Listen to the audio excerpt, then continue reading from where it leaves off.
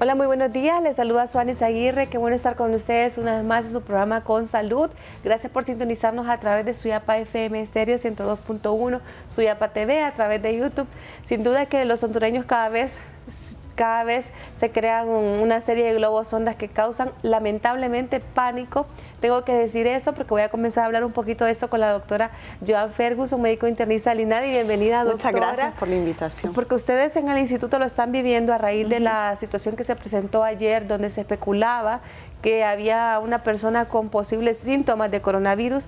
Se ha creado una alerta, una histeria colectiva a nivel nacional, lamentablemente por un mal abordaje de prensa, de autoridades, y todo el mundo ha hecho de esto realmente una cosa que tiene repercusiones y hoy las estamos viviendo. Para el caso en el INADI, me comentaba, doctora, todos los pacientes están pidiendo mascarillas especiales para protección. Cuénteme un poco de esto. Bueno, es muy importante que la población sepa que, si bien es cierto, se considera de que la paciente en mención tenía sintomatología respiratoria y que era un caso sospechoso, no se ha confirmado. Entonces hay que tener prudencia, se llama la prudencia a la población, porque realmente no es un caso confirmado como tal, pero sí siempre hay que tomar medidas de prevención.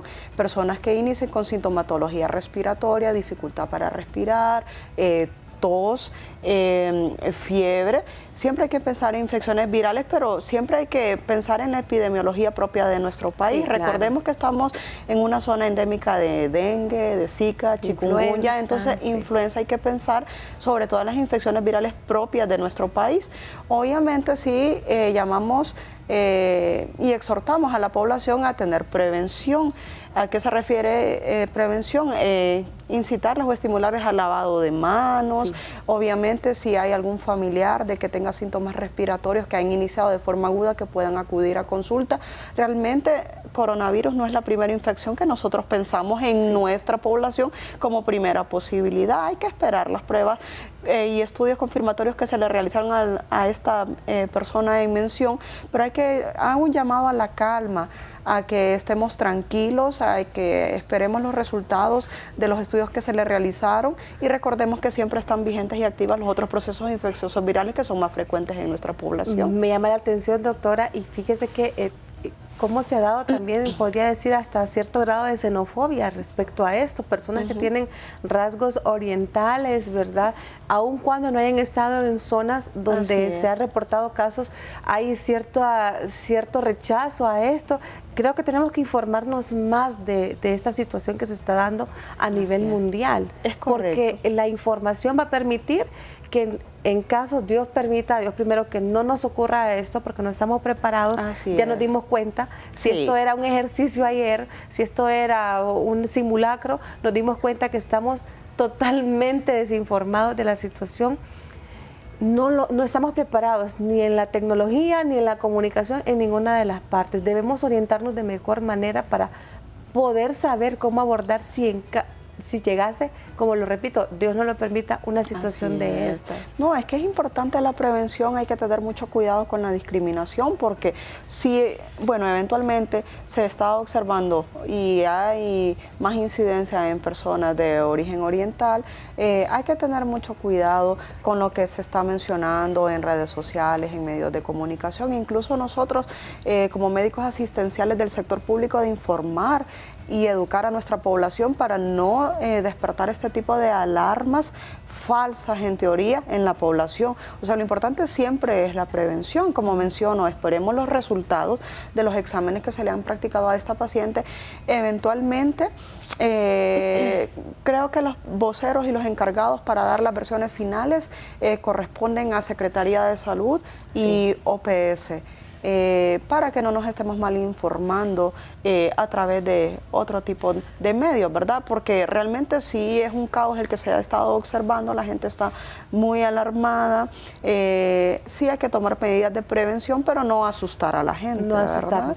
Y creo, como lo decía en la semana anterior, las medidas de prevención son en cualquier caso. Una persona que atraviesa un resfrío tiene que cuidarse para no contagiar a otros. Una persona que está viviendo una influenza debe protegerse para no contagiar a otros. Es correcto. Igual ocurre en este caso. La diferencia es que este virus no han logrado encontrar una vacuna o un tratamiento óptimo y se convierte en una neumonía muy agresiva. Así es, y es una infección que conlleva muchísima mortalidad en la población. Realmente hay que confiar en Dios, de que no tengamos casos en la población.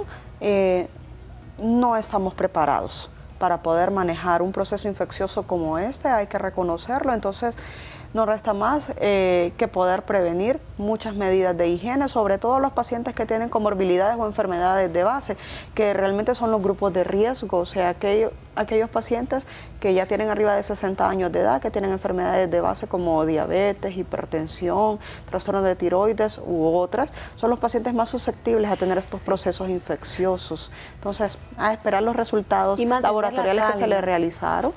Evidentemente el paciente arriba de 60 años tiene que tener un esquema de vacunación. También eso es bien importante porque hay procesos infecciosos más frecuentes en ellos, como infecciones por bacterias como estreptococo o, bueno, neumococo en realidad, o la influenza. Este tipo de vacunas son de carácter obligatorio en personas arriba de los 60 años de edad que tienen enfermedades de base, incluso en personal de salud expuesto. Entonces revisemos primero eso, que tenemos nuestro esquema de vacunación completo, que si tenemos enfermedades de base estemos controlados, asistiendo a nuestras consultas, y no nos alarmemos por un proceso que todavía no se ha confirmado en el país. Sí, no, tampoco tenemos que estar en eso porque podemos de repente rechazar a un ser cercano, un familiar, un compañero de trabajo en medio de esta histeria colectiva que no nos trae nada positivo, nada positivo. Hay que mantener la calma y sobre todo informarnos de la forma adecuada. Hay procedimientos que ya marca la Organización Mundial de la Salud, que lamentablemente aquí no se siguieron ayer, pero sí hay procedimientos que deben marcarse bien. Yo creo que en los próximos días voy a hacer un programa especial de esto con la gente tal vez de la Organización Mundial de la Salud o de la OPS para que vengan y hablen de esto y orienten de mejor manera a toda la población. Hago una pequeña pausa, doctora. Listo. Al regreso vamos a abordar ya el tema de este día, que es el síndrome metabólico. ¿Qué es el síndrome metabólico? Es una serie de complicaciones o enfermedades que afectan a una persona. Ya lo vamos a estar discutiendo al regreso de la pausa, pero no nos cambie, ya volvemos.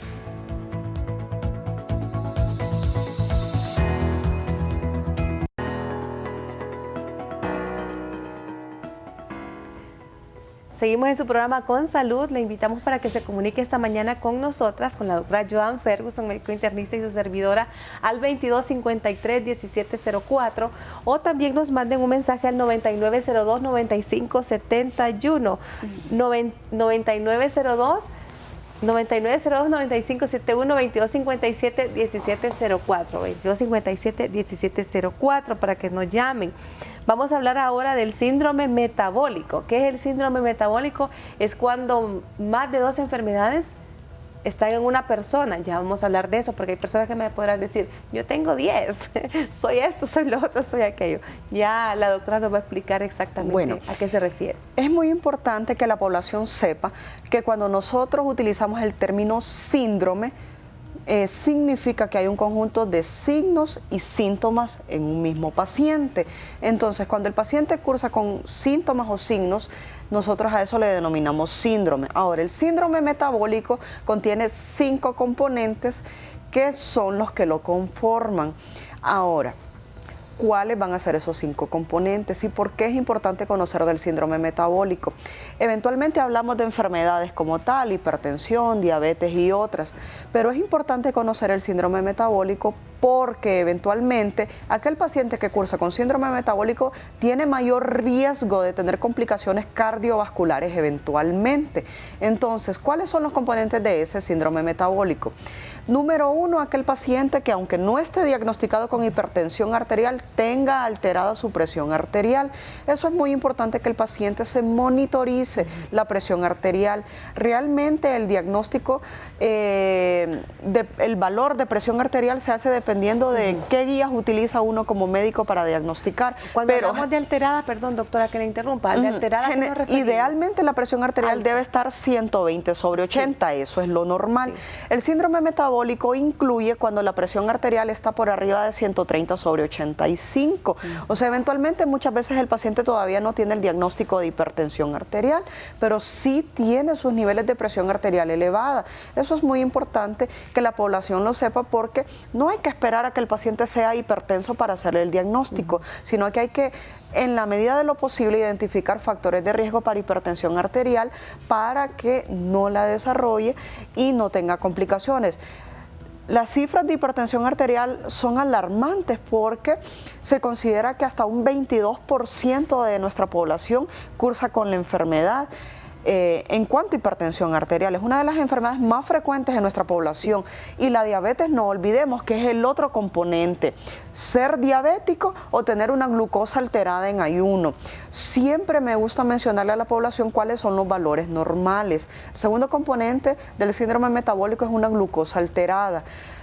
Un paciente debe tener niveles de glucosa en ayuno normales entre 70 a 99 miligramos sobre decilitro. Si usted tiene una glucosa en ayuno arriba de 100, esa es una glucosa alterada. Entonces hay que investigar si realmente es un paciente que tiene prediabetes, diabetes, resistencia a la insulina o alguna otra alteración relacionada con la glucosa. Ese es el segundo componente del síndrome metabólico, una glucosa o azúcar alterada. El tercer valor ya son otros perfiles de exámenes de laboratorio, y es cuando tenemos alteración de los triglicéridos. Hay personas que no tienen el diagnóstico de alguna enfermedad de base, que probablemente no son hipertensos, no son diabéticos, pero cuando se realizan su perfil de grasa siempre lo encuentran alterado. Entonces, ¿cuándo tenemos alterados los triglicéridos? Cuando están por encima de 150 miligramos sobre decilitro. Ese es el tercer componente del síndrome metabólico. Repetimos, presión arterial alterada o ya el diagnóstico de hipertensión arterial, glucosa en ayuno alterada o ya el diagnóstico de diabetes mellitus. El tercer componente son triglicéridos por encima de 150 miligramos sobre decilitro. Ese es el tercer componente.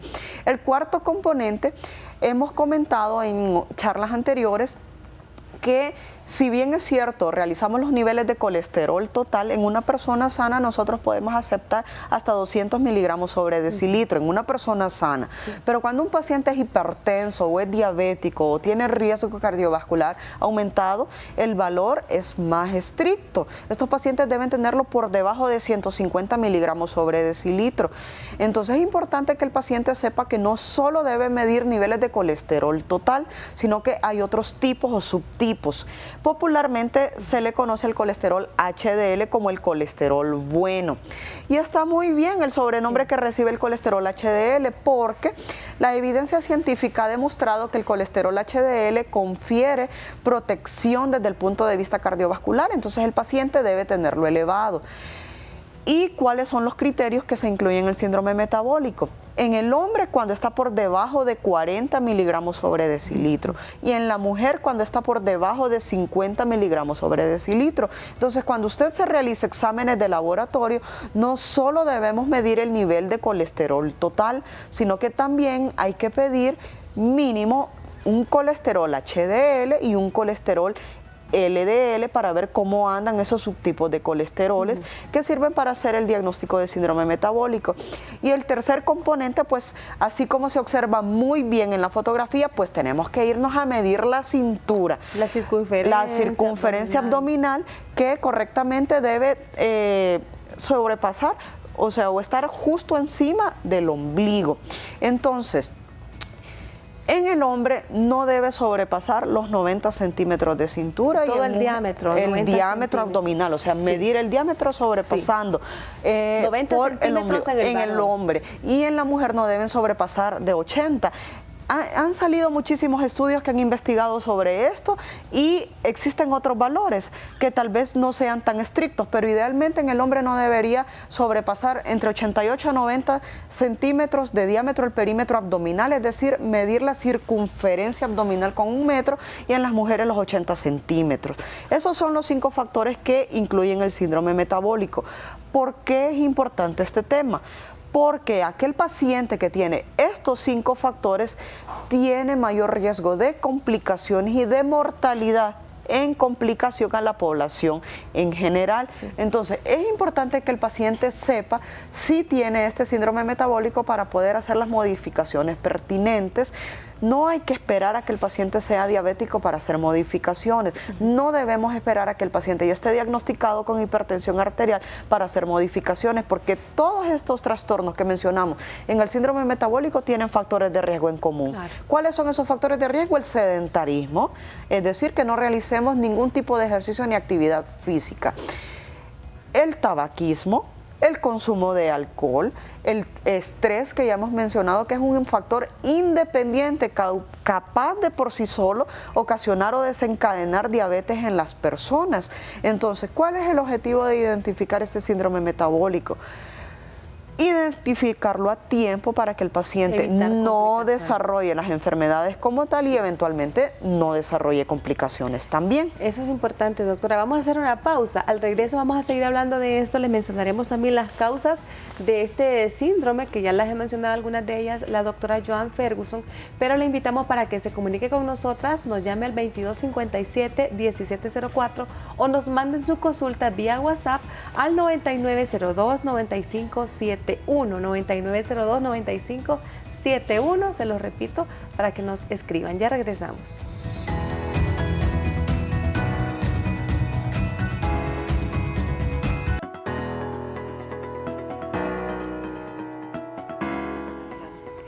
Bueno, qué interesante el tema de esta mañana. Le invitamos para que se comunique con nosotras, con su servidora Suani Zahir y la doctora Joan Ferguson, médico internista del Instituto Nacional del Diabético. Y esta mañana estamos abordando este tema que usted debe poner atención, síndrome metabólico, cuando una o más de 2 enfermedades se juntan en una sola persona. Le invito para que nos llame al 2257-1704 o se comunique vía WhatsApp al 9902-9571. Vamos a hablar ahora, doctora, de las causas. Y fíjese que nos reíamos con la doctora porque le digo, bueno, si hubiéramos traído 1 metro, mediríamos la circunferencia de varios compañeros y compañeras también en la institución, me incluyo, mi barriguita, y todos estamos arriba de ese estándar. De 80 centímetros la circunferencia de las mujeres, y de 90 en el hombre. Muchos, yo creo que doblan esa cantidad que hemos hablado, esa cifra que hemos hablado. Es correcto. O sea, esa es la importancia de poder identificar cuáles son los componentes de este síndrome, porque si nosotros observamos con solo que haya modificación del perímetro abdominal en una persona por encima de esas metas que mencionamos, ya eso de inmediato le aumenta el riesgo de esas enfermedades que mencionamos.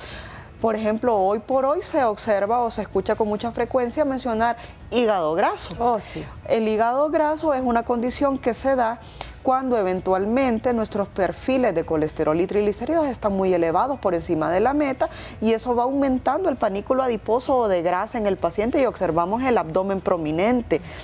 Es importante hablar del hígado graso porque eventualmente, sin tratamiento, el hígado graso puede progresar a cirrosis, y eso lo debe saber la población, porque antes la cirrosis, que es una enfermedad terminal de hígado, se asociaba a los pacientes con consumo de alcohol. Y realmente hoy por hoy el hígado graso y la diabetes son enfermedades capaces, si no está controlado el paciente, aclarémoslo, claro que son capaces de lesionar de forma crónica e irreversible el hígado de un paciente hasta llevarlo a cirrosis. Imagínese. Entonces, identificar problemas como esa alteración en el perímetro abdominal o en la cintura de una persona que está por fuera de meta ya debe despertar la alarma en el paciente y en nosotros como médicos, que es una persona que tiene un riesgo aumentado de tener complicaciones cardiovasculares. 2 de las enfermedades más frecuentes que tenemos en nuestra población son hipertensión y diabetes. Entonces, medir el peso, medir la talla, calcular índice de masa corporal, medir perímetro abdominal deben ser obligatorias en la consulta de un paciente que tiene factores de riesgo aumentados. Vamos más allá de que se vea bien, esbelto. Claro. Esto es cuidar su vida. Imagínese un hígado graso, un órgano tan noble como el hígado vital, que se regenera, porque es el único órgano de nuestro cuerpo que se regenera, tiene la capacidad de regenerarse, e incluso muchas personas con un tamaño, creo que con una parte mucho menor a su tamaño original pueden sobrevivir. Es que realmente identificar estos factores no es cuestión de mejorar la estética, es cuestión de salud.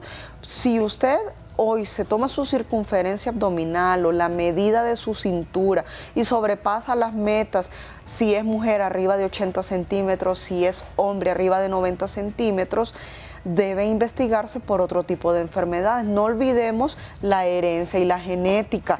Somos un grupo poblacional de riesgo alto para el desarrollo de diabetes, para el desarrollo de hipertensión arterial.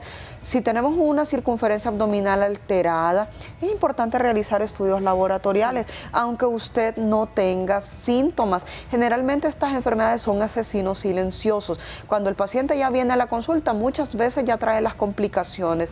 Ya es un diabético que acude con retinopatía diabética, que tiene ceguera, dificultad para ver. Ya es un paciente que tiene algún grado de afectación en su hígado, porque tiene muchos años de tener elevado su perfil de colesterol y de triglicéridos. Son pacientes que ya no llegan con hígado graso grado 1, grado 2 y otros más avanzados, que ya es muy poco eventualmente lo que podemos hacer. Entonces, hacer hincapié en modificar los estilos de vida de nuestra población es indispensable.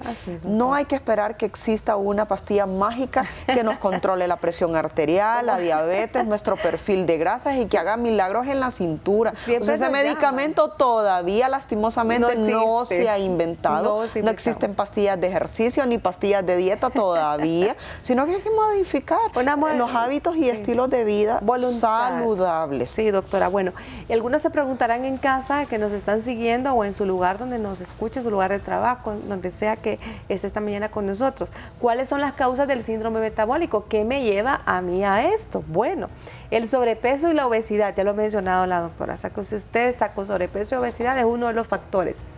Es bien importante, por ejemplo, en casa pueden hacer un cálculo. Hemos hablado mucho de índice de masa corporal. La población puede hacer el cálculo en la casa. El índice de masa corporal es una relación entre el peso de una persona y su estatura.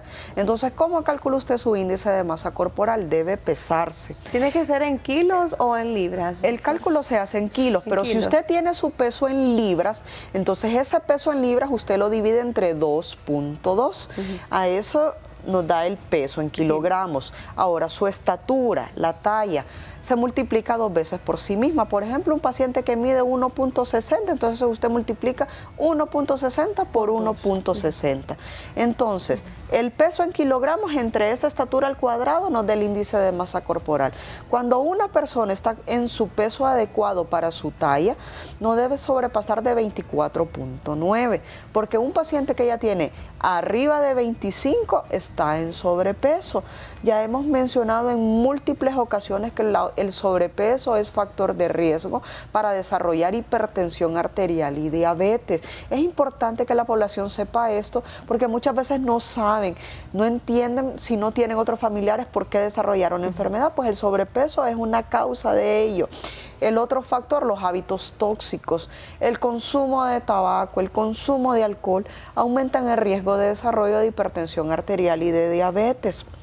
El sedentarismo, hemos mencionado que la meta es que debemos realizar mínimo 150 minutos de ejercicio a la semana, no en un solo día, porque ese es un error que se comete muy frecuente y debe iniciarse de forma paulatina. Porque a veces arrancamos con muy buen estado de ánimo, ese primer día vamos 1 o 2 horas al gimnasio y al día siguiente estamos graves, hospitalizados por complicaciones de realizar ejercicio de forma brusca. No, o sea, una persona de que no ha estado acostumbrada al ejercicio debe iniciar poco a poco, caminata, eventualmente ir progresando el ritmo de la caminata. Si no tiene ninguna contraindicación, pues correr, natación. Eso va a depender de la edad del paciente, del peso que tiene, de las enfermedades de base y si ya ha tenido complicaciones cardíacas. Bueno, doctora, es que usted ha dicho algo, estos cambios de estilo de vida, no dice de temporada o de moda, es para que toda la vida usted cambie eso que aprendió de forma incorrecta desde que era un niño, se hizo un adulto, se casó, tuvo familia, es para que usted cambie y tenga una vida de aquí en adelante saludable y evite complicaciones. Y si las tiene ya, no llegue a la mortalidad o o algo tan delicado como perder una extremidad por causa de un nivel de azúcar exageradamente alto, una glucosa no controlada. Vamos a hacer una pausa y al regreso seguimos hablando de este tema. Continúe con nosotros, ya volvemos.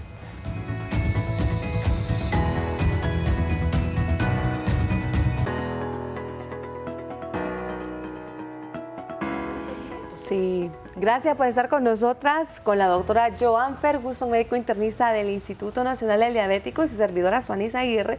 Ya dijimos que el sobrepeso y la obesidad son una de las causas para el síndrome metabólico. El estilo de vida inactivo, que ahí nos ponemos todos los que hacemos un trabajo de oficina de 8 a 5 o 6 de la tarde. No hacemos actividad, pasamos sentados en una silla todo el día. Correcto. También hay que agregar a eso la dieta poco saludable, para que eventualmente en una persona se alteren sus niveles de colesterol y triglicéridos.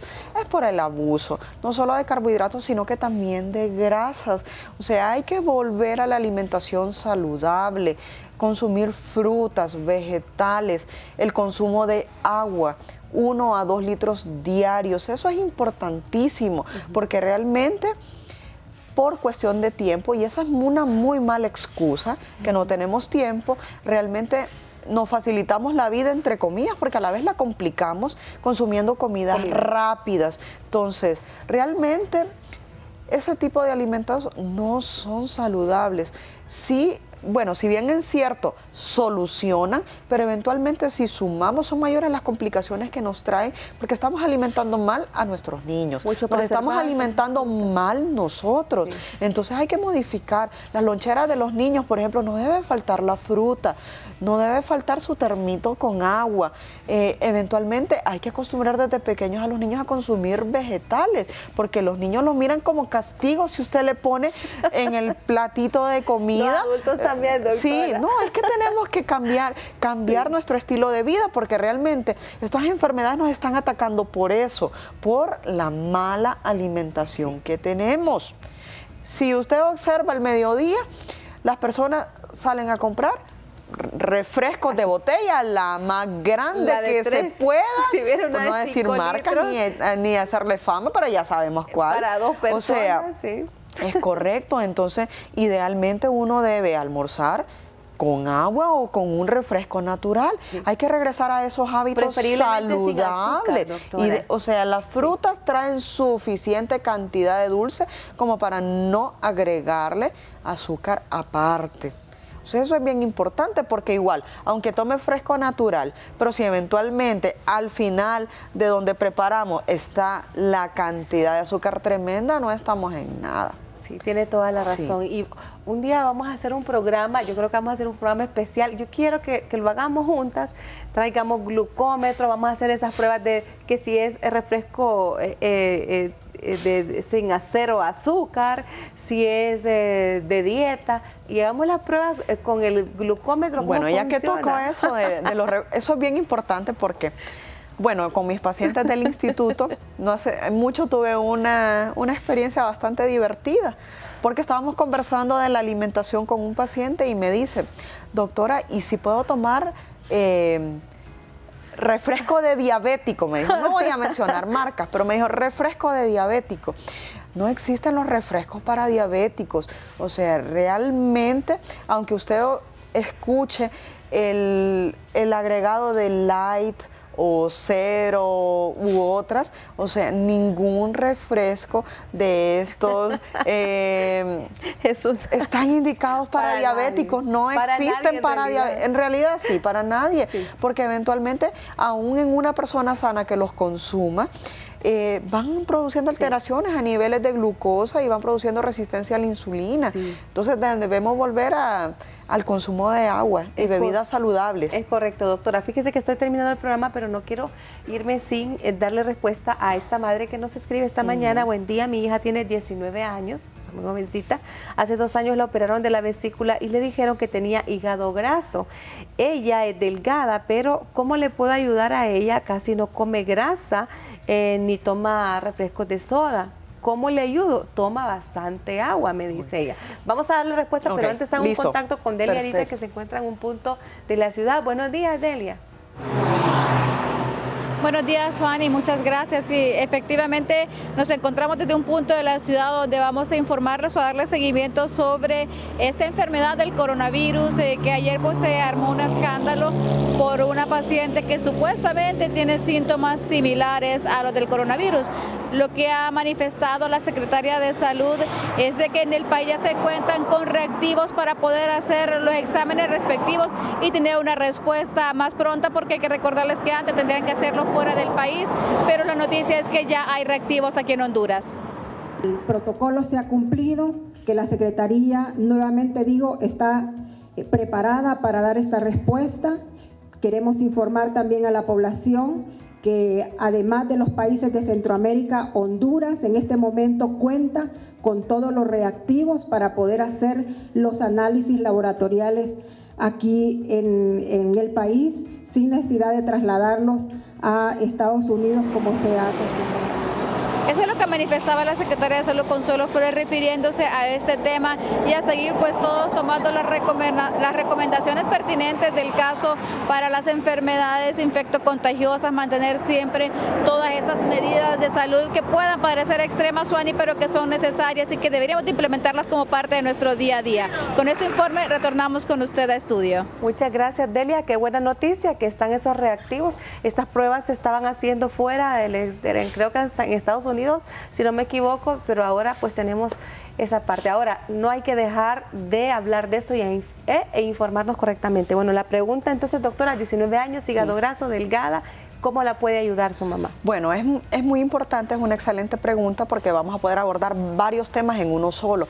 Me llama la atención que ya le realizaron colecistectomía, es decir, la cirugía de vesícula biliar. Eso me impresiona, que tenía cálculos en vesícula, probablemente ya venía con alteraciones de colesterol y triglicéridos elevados.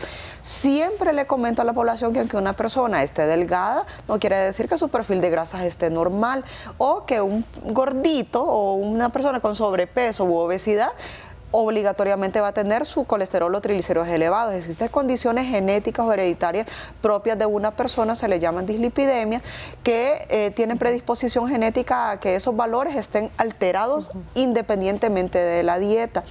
El hígado graso o esteatosis hepática se diagnostica a través de un ultrasonido abdominal realizado por un médico especialista en radiología.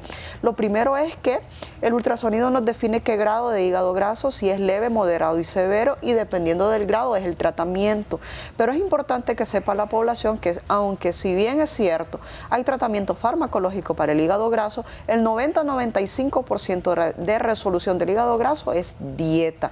Y dieta que debe ser elaborada por un médico especialista en nutrición, adecuada para ese paciente. Llama la atención que es una paciente joven y delgada, probablemente haya predisposición ya genética en ella tener esas alteraciones. Entonces, mi consejo para la persona, para la madre de esta jovencita, es que si busque asesoría con un médico especialista en nutrición.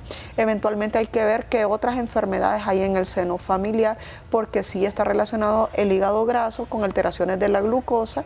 Entonces, para ver si hay otros trastornos, pero el tratamiento básicamente dieta, ejercicio, y dependiendo del grado de hígado graso es la terapia farmacológica o los medicamentos que se le indican al paciente.